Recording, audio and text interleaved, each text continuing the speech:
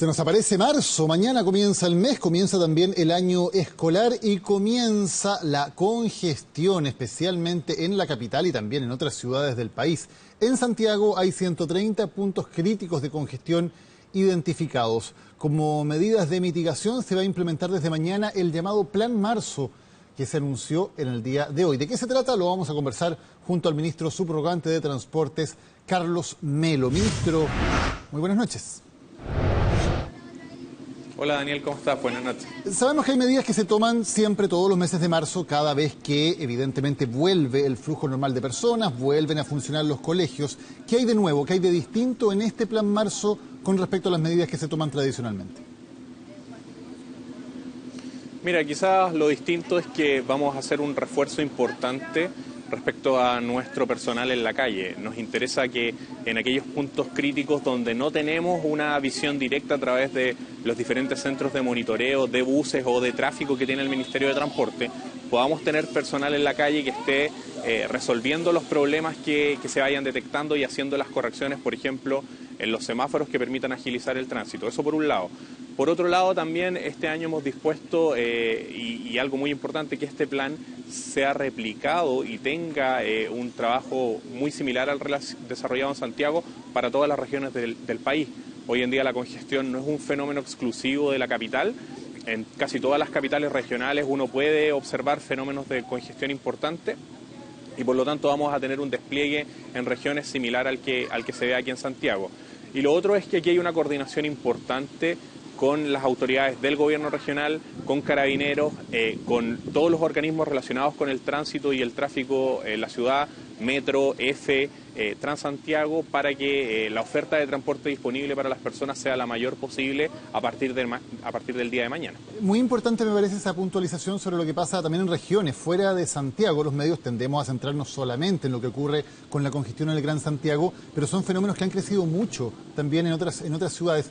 Aparte de Santiago, ¿cuáles son las ciudades más complicadas en términos de congestión para el comienzo de este año 2017? Mira, las situaciones más importantes se ven obviamente en Valparaíso, en el Gran Valparaíso, el Gran Concepción, y también fenómenos de congestión importante tenemos en el caso de Antofagasta, en el caso de Temuco y de Puerto Montt en el sur, en la conurbación sobre todo Puerto Montt, Puerto Varas, Alerce.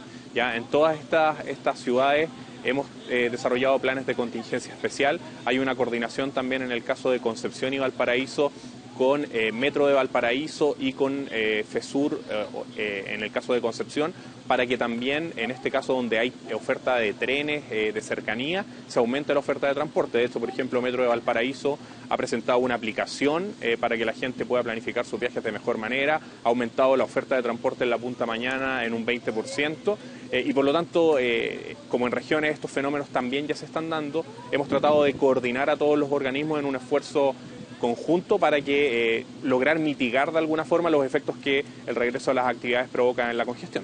En el caso de Santiago nos estamos acercando a momentos que son muy importantes porque viene la nueva licitación del Transantiago, que es el momento en que se pueden generar cambios en el sistema.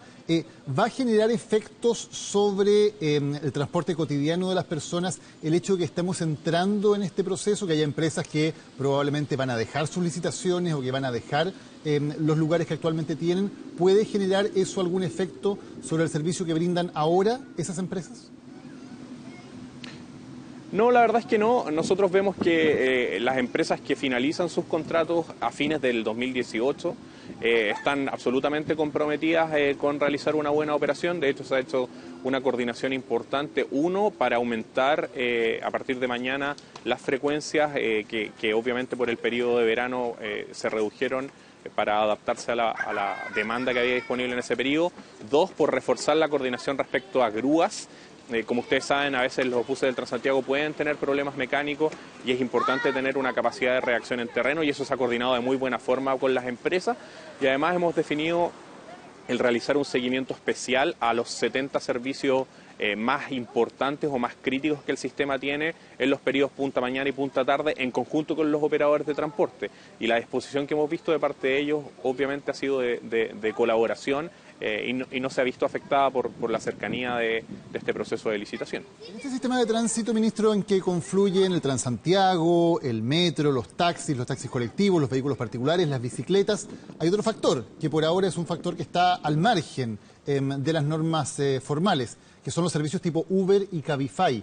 ¿Esos servicios hacen más difícil o más fácil implementar un plan de contingencia y ayudan o perjudican en términos de el tránsito que vamos a ver desde este 1 de marzo? Mira, la evaluación que nosotros tenemos con la poca información disponible, porque estos servicios al operar en la informalidad también no es sencillo conseguir información respecto de a dónde vienen sus pasajeros, y esa es la definición clave para medir dónde está el efecto. Nosotros en general planteamos que este tipo de servicios contribuyen o contribuyen a aumentar la congestión, no generan efectos de disminución en la congestión. Cuando tú ves la evidencia y los estudios internacionales que hay respecto al tema, te encuentras con que no existe una mirada concluyente respecto al impacto que este tipo de servicios tienen en la congestión. Lo que nosotros creemos es que en estos momentos, dado del perfil de donde vienen los usuarios de este tipo de servicios en Santiago, en general contribuyen a el fenómeno de la congestión más que ayudar a mitigarlo. ¿Va a haber fiscalizadores dedicados exclusivamente a la fiscalización de esos servicios, así como va a haber personas fiscalizando las vías exclusivas o los puntos donde no hay cámaras de la unidad operativa? ¿Hay también fiscalizadores que van a estar para sacar si es que encuentran, por ejemplo, servicios de Uber? Mira, efectivamente nosotros estos servicios hoy día operan en la informalidad y en ese ámbito de acción nosotros debemos dedicar y debemos fiscalizar que estos servicios no operen. Ningún servicio de transporte público puede operar en la informalidad y por lo tanto nuestro deber es fiscalizarlo y eso lo vamos a hacer y ese esfuerzo de fiscalización también se va a ver reflejado en las actividades que tenemos comprendidas dentro del Plan Marzo. Pero le pregunto por prioridades, ministro, porque más allá de que hay muchas cosas que hay que hacer, las autoridades le entregan prioridad a algunas cosas por sobre otras. ¿Está entre las prioridades destinar personal para la fiscalización de servicios tipo Uber y Cabify o las prioridades son otras? Mira, las prioridades aquí afecta mucho el periodo del día en el cual nos encontremos. Obviamente que en los periodos punta nuestros esfuerzos están concentrados sobre todo en que la gente se pueda movilizar de forma segura y fluida. Y ahí la concentración de los esfuerzos de fiscalización vienen dadas más que nada por agilizar condiciones de tránsito y verificar el uso de la infraestructura exclusiva para el transporte público. Eso se da en los horarios punta, pero en el resto de los horarios del día nuestros equipos de fiscalización enfocan esfuerzos importantes en el control de la informalidad, así que en el resto del día vamos a enfocarnos en ese aspecto. ¿No es contradictorio dedicar recursos a fiscalizar esta informalidad o el uso que las personas le dan a esta plataforma y por otro lado que el propio ministro Gómez Lobo diga, y lo dijo públicamente, se lo dijo un taxista, la gente prefiere Uber? No, no es contradictorio y en este sentido nosotros tenemos que ser claros. Si bien creemos que el fenómeno de las plataformas tecnológicas es un fenómeno que está instalado como fenómeno dentro de los usuarios y que por lo tanto hay que regularlo y por algo tenemos un proyecto de ley que nosotros hemos introducido en el Parlamento para que se genere esta regulación. Mientras esa regulación no sea efectiva, nuestro deber como ministerio y como autoridad es fiscalizar el transporte informal y vamos a cumplir con esa misión que tenemos dentro de la legalidad vigente para la operación de los sistemas de transporte. Así que yo no veo una contradicción mientras estas plataformas no sean reguladas a través de nuestras leyes. Mañana es un día importante, comienza marzo, pero probablemente el día clave sea el próximo lunes, el 6 de marzo, ya con todos los colegios operando de manera normal. Había un anuncio de paro de una confederación de taxistas, la Confenataxi. De acuerdo a la evaluación que hacen ustedes, ¿es probable que efectivamente eso tenga una convocatoria importante y pueda generar problemas relevantes en el transporte el próximo lunes? Nosotros nos estamos preparando para ese tipo de contingencia, pero el llamado fundamental a estas agrupaciones que han hecho este llamado pasa por hacerles ver que afectar a los usuarios en un día que tiene una significancia particular respecto a la vuelta a actividades, que es un día siempre complicado respecto a la operación de servicios de transporte, por muy justas que sean o que puedan parecer justas las demandas que están planteando, no es lo correcto. Perjudicar a los usuarios es un escenario en el cual creemos ninguna organización sindical o gremial debiese caer y por lo tanto el llamado que hacemos a estas confederaciones que han hecho este llamado es a no perjudicar a los usuarios ese día. Nosotros, en todo caso, es una contingencia que hoy día es factible y nos estamos preparando para enfrentar ese escenario. Claro, pero precisamente ese día no lo han elegido por casualidad, lo han elegido precisamente porque es un día complejo donde consideran que pueden tener mayor impacto y por lo tanto sus demandas pueden tener mayor visibilidad pública.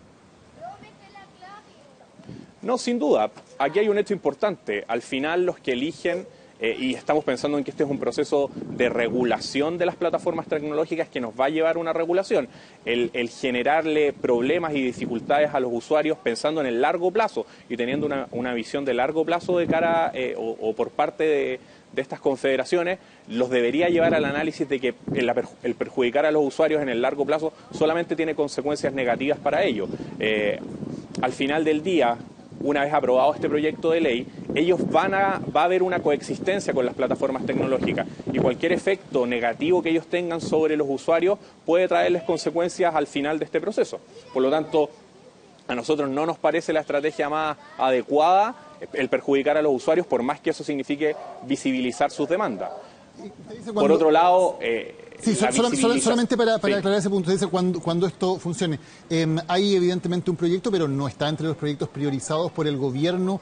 ¿Hay alguna posibilidad real de que un proyecto de ley como ese pueda ser aprobado durante la actual administración o ustedes sencillamente lo van a dejar presentado?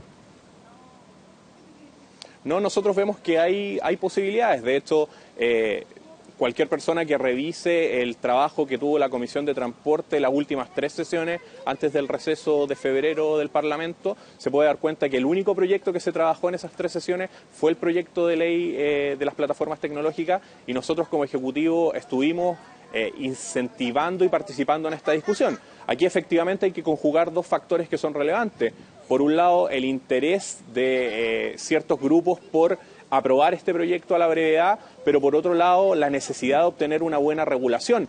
La experiencia en el mundo ha demostrado que regular este tipo de plataformas no ha sido un proceso fácil en ningún lugar y por lo tanto nosotros también creemos que apurar este proyecto nos puede llevar finalmente a tener un proyecto que no logre resolver de buena forma el problema. Por lo tanto hay que conciliar esas dos necesidades, la necesidad de regular algo que está operando en la calle, que nosotros seguimos fiscalizando, pero que sabemos que está operando, con la necesidad del otro lado de tener una discusión lo suficientemente amplia y buena para obtener un buen proyecto como resultado.